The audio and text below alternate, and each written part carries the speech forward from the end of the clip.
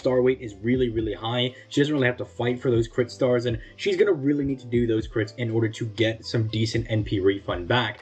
She does have a passive 8% quick buff, and her own NP does have 6 hits on it, which is very nice, and it does give her a little bit of refund back, but I do hope they kind of go back and touch up the servant a little bit more, because her skills could definitely use a little bit of help. I mean, starting off with skill 1 over here, this is not a bad skill, right? Because it increases her own attack by 30% for 3 turns, and then it buffs the entire party's quick performance by 20% for 3 turns on a 6-turn cooldown. It's a very, very strong charisma, because it's not only double buffing herself, but if you are going to use her as kind of like a hybrid support, which is not really her main purpose, but you just want to give a little bit of an extra like offensive buff to some of your other quick servants, she can be kind of good for that, right? If you want them to do a little bit more damage with their own quick cards and in a way buff up the NP gain of their own quick cards, that can be kind of nice. But most importantly, this is kind of just double buffing herself, but it doesn't really translate super well into being a modern skill, because it's kind of like you would expect like 1 or 2 more effects on this skill. It's a good charisma technically that double buffs herself, and it's the reason she can do a lot of damage, but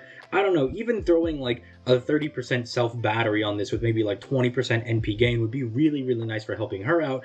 She doesn't really need more damage, but if you wanted to go really balls to the wall with this one, she could increase her own attack, increase the party's quick performance, give herself a 30% battery, and then buff the party's NP damage by say 20%. She'd be triple buffing herself, so she'd get more just generic good damage because she has no damage mods, which I guess technically is still good, right? Because someone like Melusine does really good generic damage with, you know, no damage mods or really anything. You're pretty much just bringing her, just having her smack people repeatedly, and she's a very, very strong DPS. Same thing for like the Dio Scurry twins. So I think something like that could be really good. Her niche could just be I do big damage and make her a little bit more consistent. If you look at her second skill over here, this is the one that actually did get buffed. So what you're supposed to do is you're supposed to combo this with her own third skill, because as we'll get to in a little bit, you can loop her third skill by, you know, getting that massive quick buff that's on a low cooldown by using this, right? You use the third skill first, then use this, reduce your skill cooldown by 1, and then you get a couple of other little buffs over here. Now, the star gen rate, you know, being buffed by 50% for 3 turns will help her gen a couple of stars, which Ashley talked about earlier.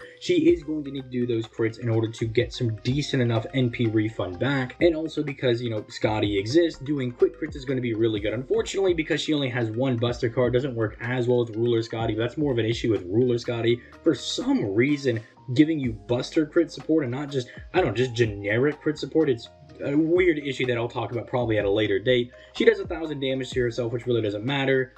And then she also gained this kind of like max HP buff thing over here, where she's able to make herself a little bit more thick by giving herself 3k max HP for 5 turns after 1 turn. It makes her a little bit nicer, but realistically, this didn't really do all that much for her, really. When this came out, I was like, yeah, it's nice that it gives her like a little thicky buff, but I wish they did more with it. Maybe give her her own battery again. That's something she would really like. NP gain would be really good for her as well. Not as good as the battery, I don't think, because if you give her like a 30%, you could actually start using her in weird 90++ team comps by getting the 60% from the Castorias, giving her own 30%, and then even having her own a pen skill or a starting charge CE, and she'd be really good for that, because like Kentoki, she can just do really good generic damage. Not as good because Kentoki's a berserker, but you could still find some uses for her. But it's a decent enough skill, but it's really good because of the third skill over here, where you can see that she gives herself this decent 30% quick buff that only lasts for 1 strike, which you're supposed to use with the NP, and it's on a 3-turn clock on a 3-turn cooldown. What you're supposed to do is loop this skill using the second skill, so you can have a really big quick buff, or I guess really big quick buff by like year 2 standards, you know, getting a whole 50%. Whoa, man, look at that. Let's stand back for this unit over here. But then you get a nice 50% quick buff for that 1 attack, which is ideally going to be your NP, and that's going to do a lot of damage. It's going to allow her to hit really, really high numbers. Like, you'll see her, like, ranked really high on damage charts because she can do this, but you do got to keep in mind that it is for the NP, right? It's just using it for the NP. That's when it starts getting into like those 60k plus ranges, when it starts to look really, really nice. But again, 1 attack, right? But it's also not like it's going to be super inconsistent to lose out on all this damage, because this does come back after 3 turns, and she lowers all of her skill cooldowns as well, so that way you can kind of get back to these a bit faster. And I don't know, if you want to be really cheeky and use like Koyenskaya or Tamamo in one of your team comps, I have no idea why you would want to do that. I guess you could loop this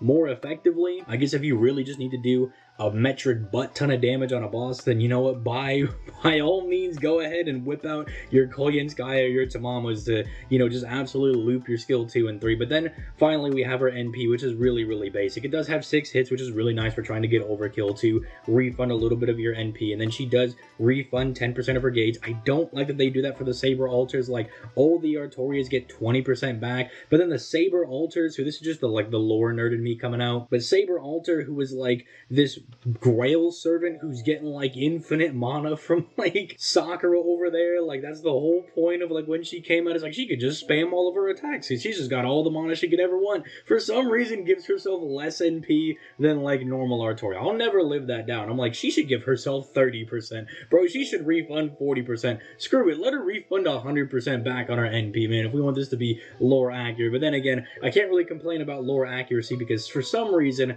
Karna has like this super armor, and yet he does not have a single defensive skill in his entire kit. I don't know how they just managed to get that one by me. But yeah, aside from that, this doesn't really do a whole bunch else. I mean, it lowers their critical attack chance for 3 turns. Ooh, okay, all right, hold on. We're getting a little spicy here, not taking any crit damage. But realistically, she's just a giant beat stick. She has no survivability, and the name of the game is to obliterate the enemy before you get obliterated. Now, thankfully, that is how quick servants like to play. They basically play on trying to take down the boss or the node in 3 turns, because after 3 turns they lose all of Scotty's buffs, and they kind of just turn into wet noodles. Whereas with Buster servants, if you run out of, say, your double Merlin's buffs, you still have his NP going, and like the 2 Merlins can just like cycle their NPs between each other, and they'll just keep giving buffs to each other, and in the background your main servant is still getting their HP and their NP back. They're not wasting their time, right, while they're getting their skills and everything back. So with like double Scotty, you really want to try to down the enemy in 3 turns. So someone like Rider Altar over here, Maid Altar, whatever you want to call her, functions really well in the quick meta because she does just play by the exact rules that they want to go by. Just down the opponent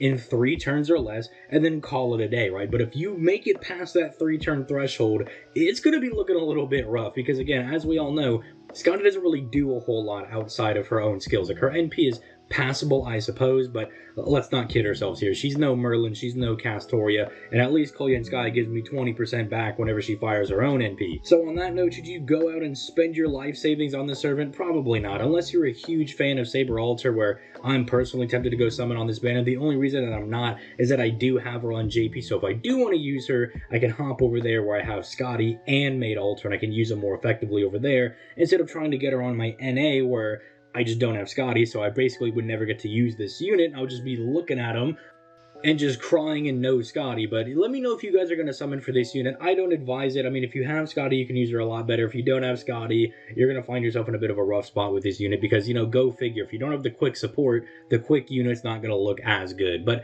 you know, she'll come back on, like, GSSRs and stuff, and if you really want her, I'm kind of leaving her in the position of, if I get spooked by her on some random GSSR, that just means that that's fine, right? Like, I don't have to go summon for this unit. She can eventually come to my Chaldea through, you know, the Destiny Order Summoner, some random GSSR, something along those lines. But on that note, I will catch you guys in the next one. You guys have yourselves a nice day, and peace.